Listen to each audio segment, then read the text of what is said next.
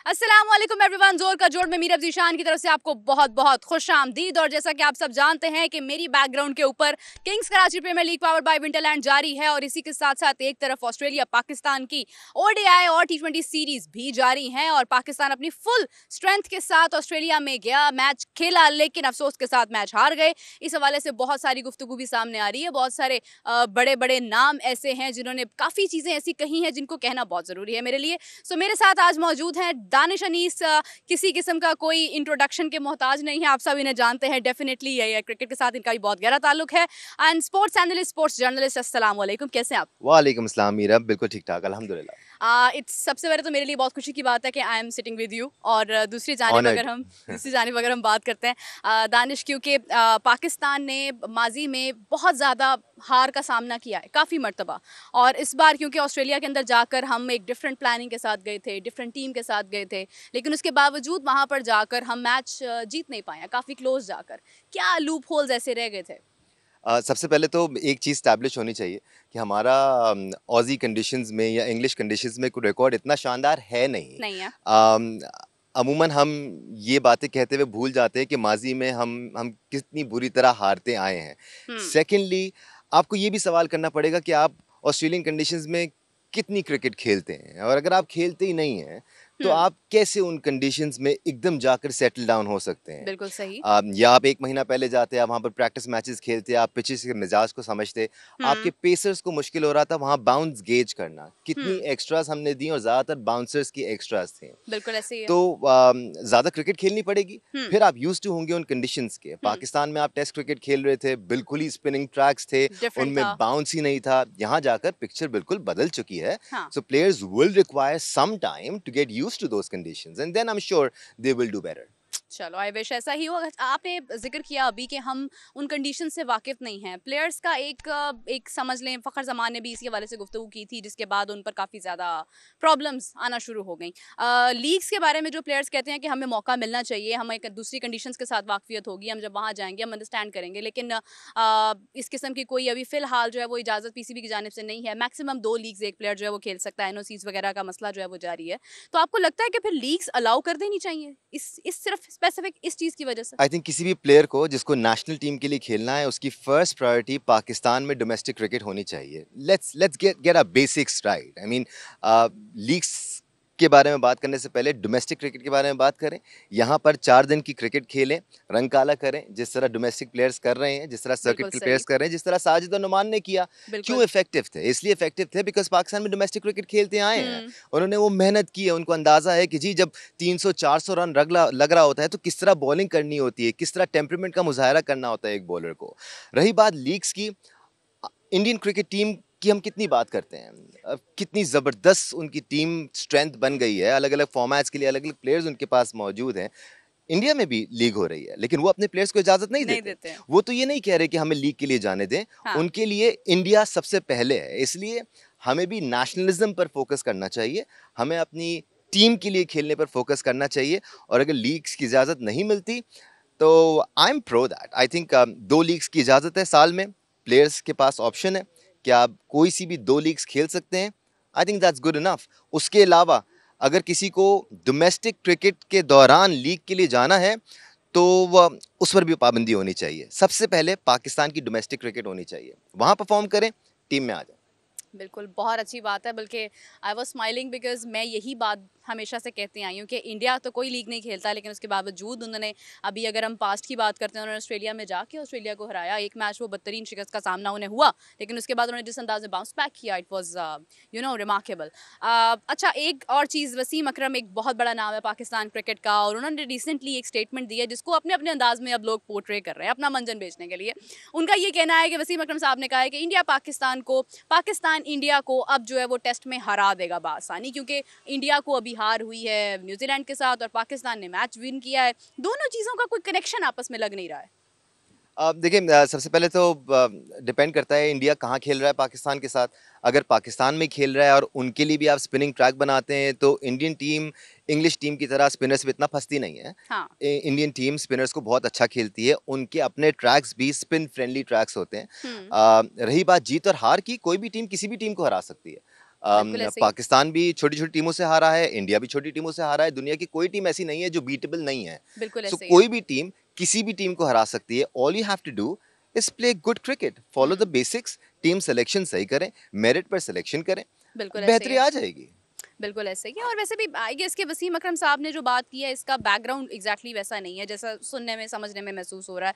That is different. That आजकल is ये बड़ा मसला है, Meerab, sorry to cut you off, या प्लीज कि लोग कहते कुछ हैं और हम अपना मतलब अखज़ कर लेते हैं। अक्स कर लेते हैं। हम 10 मिनट के एक इंटरव्यू में से 10 सेकंड निकालते हैं और हम बोलते हैं ये देखो इसने क्या कहा, खबर आ गई। खबर आ गई। बात वो होती नहीं है, बात का एक पस मंज़र होता है, बात एक कॉन्टेक्स्ट में कही जाती है, उसको समझना बड़ा ज़रूरी है। जल्दबाजी नहीं करनी चाहिए बातों को समझने में। बिल्कुल सही बात है। देखिए क्रेडिबिलिटी इसी चीज़ का नाम होती है कि when you understand something and then you talk about that. Ahmed Shehzad भी डेफिनेटली हमेशा से अपनी राय का इजहार करते हैं जब भी कोई मैच होता है, कोई क्रिकेट होती है, किसी में कुछ अच्छा होता है तब भी, बुरा होता है तब भी। उन्होंने भी मैच देखने के बाद जो है वो ये कहा है कि सेम गलतियों को बार बार दोहराया जा रहा है। लास्ट मोमेंट पर जाकर हमने गलतियां की हैं, हम टेल एंड को ठीक से डील नहीं कर पाए हैं। पैट कमिंस आए, उन्होंने आकर गेम बिल्कुल बदल दी। विकेट निकालना इतना मुश्किल हो गया था बल्कि हम बाउंड्रीज देने लग गए थे उनको। क्यों हारिस रऊफ जो है वो आसान और फेवरेट प्लेयर बनते जा रहे हैं ऑपोजिट टीम के। जब वो आते हैं उन्हें पता होता है हारिस रऊफ आ गए, अब तो बाउंड्रीज लगने वाली हैं, तैयार हो जाओ। कहाँ गया हारिस रऊफ का वो एक एक्शन, वो एक एक जज्बा, एक विकेट टेकिंग डेथ ओवर्स का प्लेयर कहाँ गया? सबसे पहले तो पैट कमिंस को अंडर एस्टिमेट नहीं किया जा सकता भाई। He is a no match doubt. Winner, he is a proper match winner. Format कोई भी हो, वो मैच विनर हैं। वो 5वें नंबर पे आए, 6ठे नंबर पे आए, 7वें नंबर पे आए, अपनी टीम के लिए खेलते हैं ये तो है। और पक्का खेलते हैं। रही बात हारिस रऊफ की, Haris Rauf has a tendency of giving away too many runs, ये हमेशा से उनका प्रॉब्लम रहा है। बट देन अगेन जो विकेट टेकिंग बॉलर होता है, in order to get wickets he takes some risk और इसमें उसको रन्स पड़ते हैं। हाँ, हारिस रऊफ शायद थोड़ी सी और नपीतुली बॉलिंग कर सकते हैं, शायद हम थोड़े से कम प्रिडिक्टेबल हो सकते थे। पाकिस्तानी बॉलर्स एक टाइम के बाद, खासतौर पे 6 विकेटें जब हमने हासिल कर ली थी 148 रन पे, उसके बाद हमारे बॉलर्स बहुत ज़्यादा प्रिडिक्टेबल हो गए। एक ओवर में 4-4, 5-5 शॉर्ट बॉल्स हम कर रहे थे, which made it a bit too predictable for the Aussie batters. आपने उनको टेस्ट नहीं किया आखिरी मरले पे, आपने फुल लेंथ बॉल्स नहीं किया, आपने just short of good length balls नहीं की।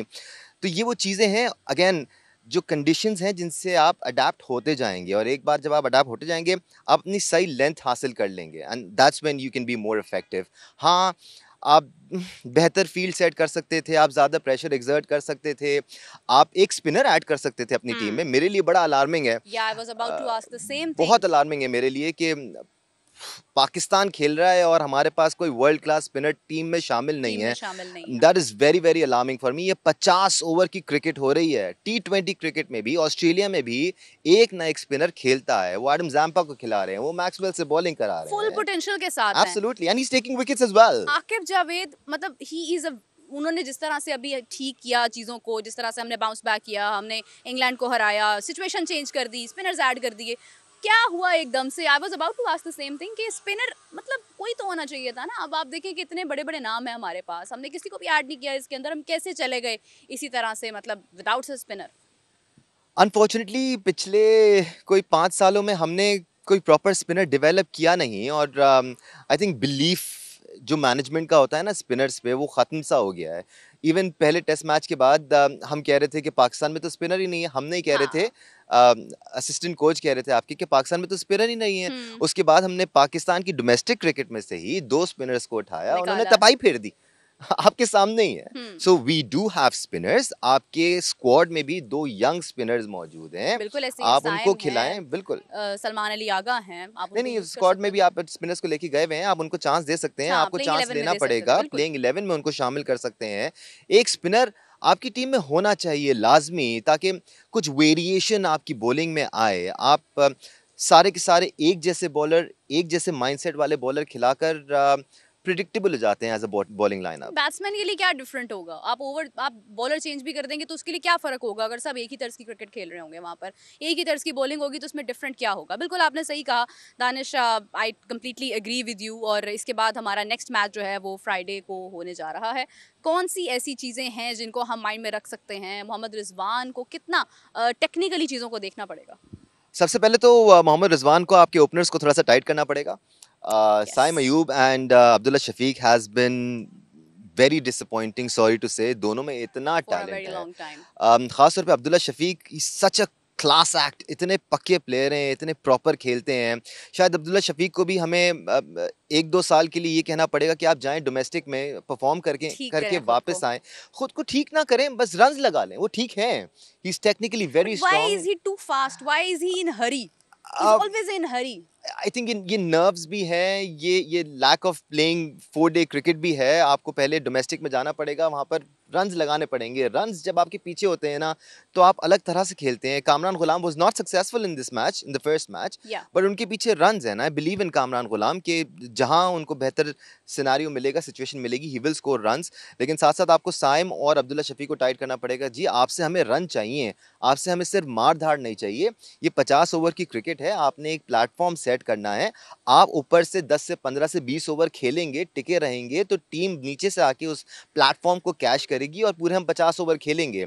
There is a science behind it, you need to follow basics at least. You need to understand that, क्योंकि कामरान गुलाम देखिए हम उनको एग्जैक्टली उस तरह से ब्लेम नहीं कर सकते हैं किसी भी चीज़ के लिए, क्योंकि अभी तो उनका डेब्यू हुआ है और उसके बाद अभी ऑस्ट्रेलिया में वो गए हैं, वहां पर जाकर वो कैसे परफॉर्म कर रहे हैं, दैट इज समथिंग डिफरेंट। एक इंटरनेशनल टीम के साथ जब आप खेल रहे हैं, आपके साथ बाबर आजम भी हैं, रिजवान भी हैं, आपको भी बिलीव होता है।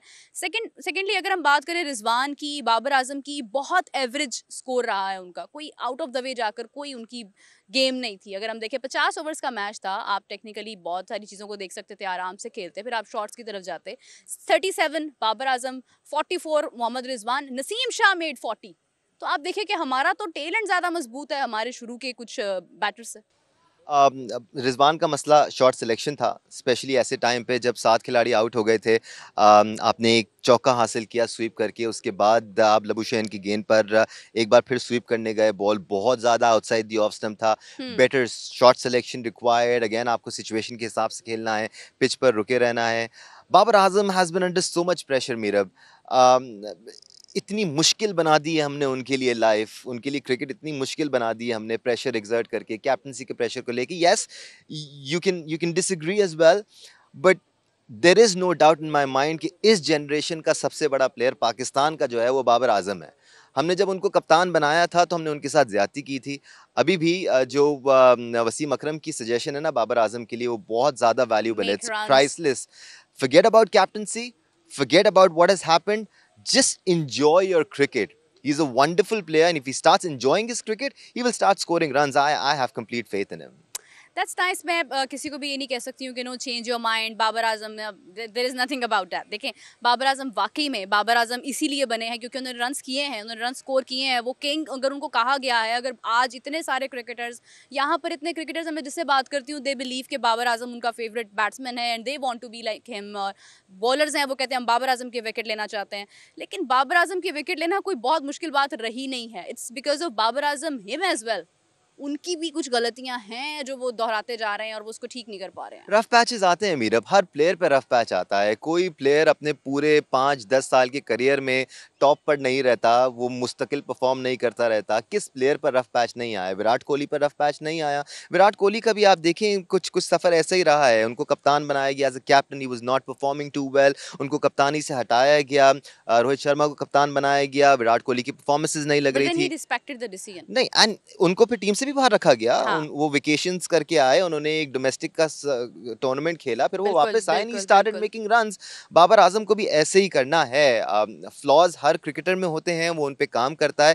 मैं सिर्फ एक बात कहता हूँ, किंग और जो भी टैग्स इस वक्त लगे हुए हैं उन सबको भूलना होगा। बिल्कुल इस कोई वक्त जज नहीं करेगा। इस वक्त जितनी क्रिकेट बाबर ने खेली है, जितने रन्स बनाए हैं, इतनी ही क्रिकेट अगर उन्होंने और खेल ली और उतने ही रन्स कर लिए जितने अभी तक किए हैं, तो दुनिया के वो अजीम तरीन प्लेयर्स में माने जाएंगे। He needs to pursue greatness, he can be a legend if he does what he's done till now for the rest of the 5 years, and for that he needs to focus on his cricket, forget politics, forget about being a captain, और सिर्फ एक legend बनने पर focus करें, जो कि वो बन सकते हैं। अभी है नहीं, ही is a very good player, he can be a legend. I like the statement. ये बात समझने की ज़रूरत है कि कुछ करने के लिए आपको बैकग्राउंड में बहुत सारी मेहनत करनी पड़ती है, then you become a star. बड़े बड़े नाम हैं, डॉन ब्रेडमैन हैं, AB डिविलियर्स हैं, जिनका कंपैरिजन किया जाता है, जिसका कोई मकसद नहीं है। You don't have to compare anyone. मुझे बहुत अजीब लगता है ये आप किसी को किसी के साथ कंपेयर कर रहे हैं। हर इंसान अपनी ज़ात में बहुत माहिर है, और वो उससे बाहर आ जाए तो वो शायद बहुत बेहतरीन हो सकता है। खैर, इसी के साथ मैं और दानिश अभी के लिए आपसे इजाजत चाहते हैं। I will join you back after a few minutes. दूसरी इनिंग्स शुरू होने वाली है, तो मैच एंजॉय कीजिए। You are watching it on the live streaming of the match on Samaa sports digital. और इसी के साथ टेक केयर, बाय बाय।